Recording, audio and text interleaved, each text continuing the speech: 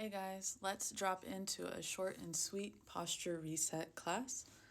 You can start laying on your back, feet on the outside edges of your mat, knees knocked together, hands resting on your belly. We'll take a few breaths here just to settle in, feeling your belly rise as you inhale and fall as you exhale.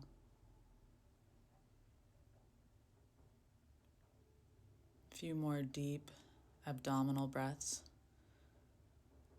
breathing at your own pace.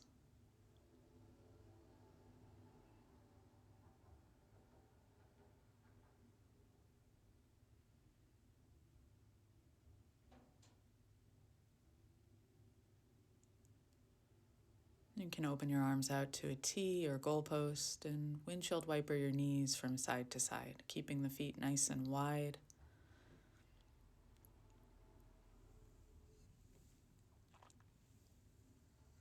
Let them fall over to one side. Pause here. You can take that same ankle and place it on the opposite knee for some more depth if that feels good for you. If it feels too deep, you don't have to do it. It's just an option.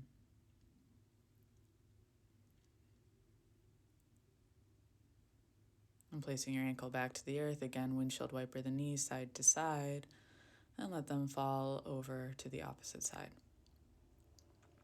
Again, the option to place the ankle on the knee if you like.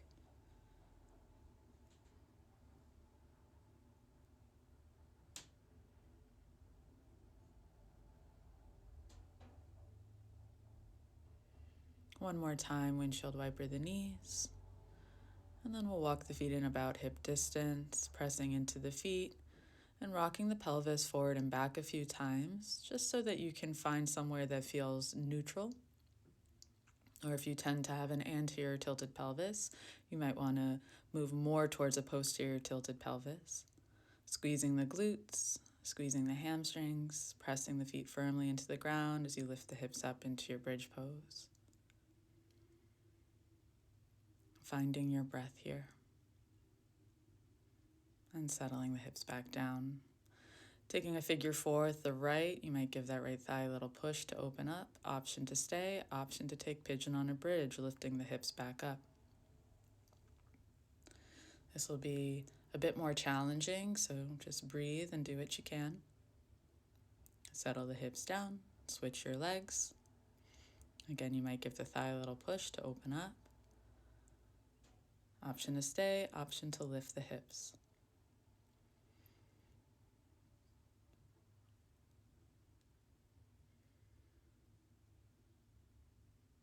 And bringing the hips back down, unravel the legs. One final bridge pose, lifting the hips up, nice and strong through the glutes, maybe rolling the shoulders under you to get a little more height. And settling back down, draw the knees into your chest. Can rock a little side to side, forward, back, draw some circles, massage your lower back, massage the tops of your hips. And then a spinal roll or two will bring you to tabletop.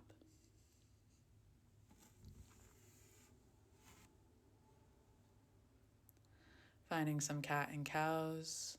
Cow pose is extending the spine so your tail lifts, your crown lifts, your heart lifts. Cat pose is pushing the earth away, doming the upper back, navel towards the sky, and forehead draw towards the tailbone. Settle the hips back to child's pose. And then rolling through your spine, we'll wave forward to cat, melt into cow, and draw the hips back to child's. Again, waving forward into cat pose, melting into cow pose, and gliding the hips back. So you're rolling through the spine to find cat, dropping into cow, and then keeping that spinal extension all the way back into your child's pose. So take some time to play with this. See if you can blend the three poses into one continuous pose. We'll step the right foot forward. Option to use some blocks here for a little more height, a little more support if you are limited in your flexibility or mobility. See if you can draw your pubic bone up towards your heart, gathering the lower core, and then reach the arms overhead, shrugging the shoulders up, reaching through the fingers. On the exhale, pull the elbows down, lift your heart. Inhale, reach the arms high. Exhale, pull the shoulders down the back. Inhale, reach the arms high. Exhale, pull. Hands to the earth or to blocks, glide the hips back, half split pose. If you're not feeling much here, really think about pressing that front heel into the ground. If you're feeling a lot, you can stay where you are. You can cat-cow your spine.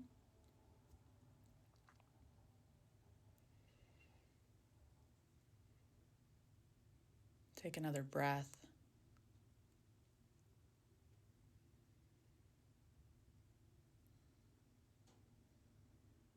Bend back into your front knee. Place the blocks off to the side.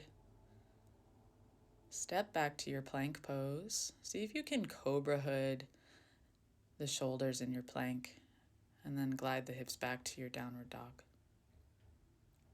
Step your left foot forward, drop your back knee down.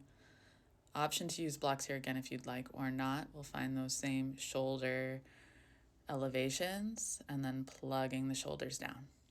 Reaching the shoulders up, pulling the shoulders down.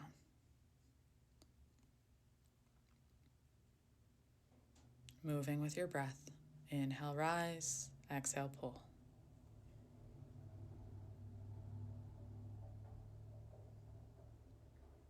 Gliding the hips back to your half split pose. Same options here to cat-cow the spine or stay with stillness. Drawing that front heel down and then pulling it back on your mat so that the hip draws back in space as well. Heading back into the front knee, stepping back to downward dog.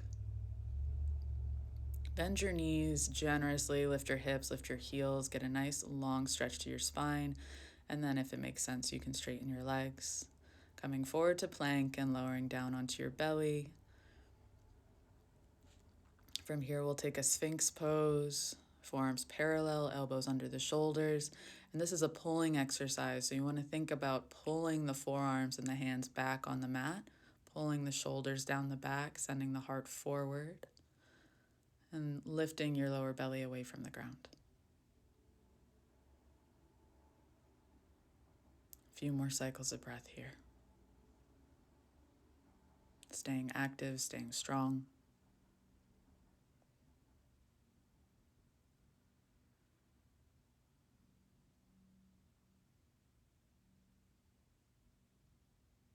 Reach your right arm out 90 degrees or less, palm down, and then roll onto your right side. You can stack your legs or you can step your left foot behind you for more support. Relax your head down into the earth. A few cycles of breath into your right lung.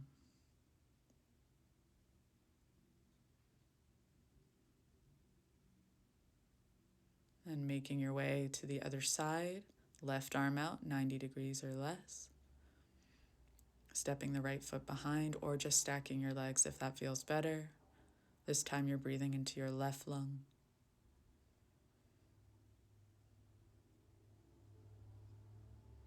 Come back to center. Rise up to a cobra pose. Keep it small, so a little baby cobra here. Really think about pushing your pubic bone down and igniting your glutes. Your hands can stay down or they can reach back behind you for half shalabhasana. And pressing your way back to child's pose. Feel free to stay in child's pose as long as you'd like to integrate this practice, and maybe set an intention here to take with you off your mat for the rest of your day. Thank you so much for practicing. Jai.